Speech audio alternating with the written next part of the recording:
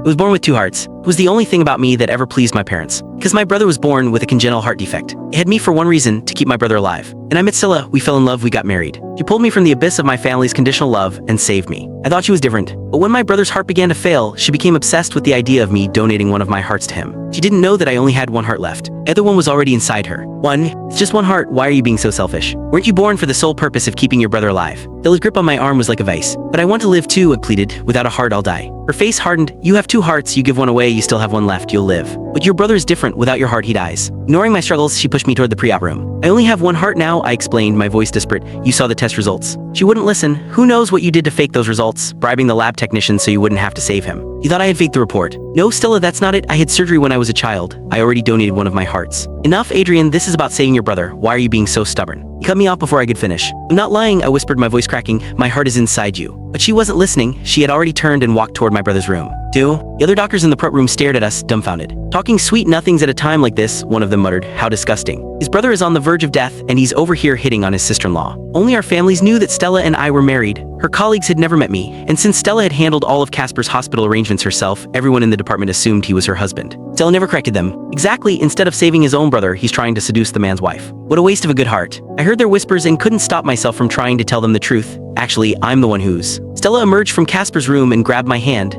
You are donating your heart today, that's final. Your brother is already in the operating room, you're next. She produced a stack of papers. I've already signed the consent forms, all you have to do is get on the table. In the operating room, I saw Casper. He looked frail and weak, a picture of suffering that elicited sympathy from everyone present. Don't you worry, a doctor told him reassuringly. Your wife, Dr. Hayes, will make sure you live a long, healthy life. Casper didn't correct the title, he just gave a weak, saintly smile. It's all my fault, he murmured, his voice full of false regret. Making my brother sacrifice so much for me. He looked at me and for a split second I saw a flash of triumph in his eyes. The other doctors melted. My brother was a saint, I was a monster. Stella soothed Casper, then turned to me. She ignored my frantic struggles, forcing me onto the operating table and ordering the anesthesiologist to administer the sedative. A moment later, my struggling ceased. Stella's fingers brushed my cheek. Don't worry, she whispered, I'll make sure you live. Her mentor had performed a successful heart transplant once, so she was confident she could keep me alive. After your brother recovers, our whole family will finally accept you, and I'll be right by your side always. 3. The surgery began, a tense and orderly dance of steel and flesh. After a long while, Stella lifted a heart from my body. Without a second glance, she rushed with it into Casper's operating room. My chest was an open cavity. My body lay alone on the cold table. Shrill, flatline alarm of the heart monitor startled the attending nurse. He's dead, I thought he had two hearts. You actually believe what Dr. Hayes said? Another nurse scoffed. She was just trying to get him on the table. Good riddance then, he deserved it. Not only did he refuse to save his own brother, Dr. Hayes' husband, but he was trying to seduce her too. So what do we do now? He's dead, just wait for someone to claim the body. If no one does, the morgue can deal with it. With that, they all left the room. Stella, meanwhile, was completely focused on Casper's surgery. She was confident, but it was her first transplant.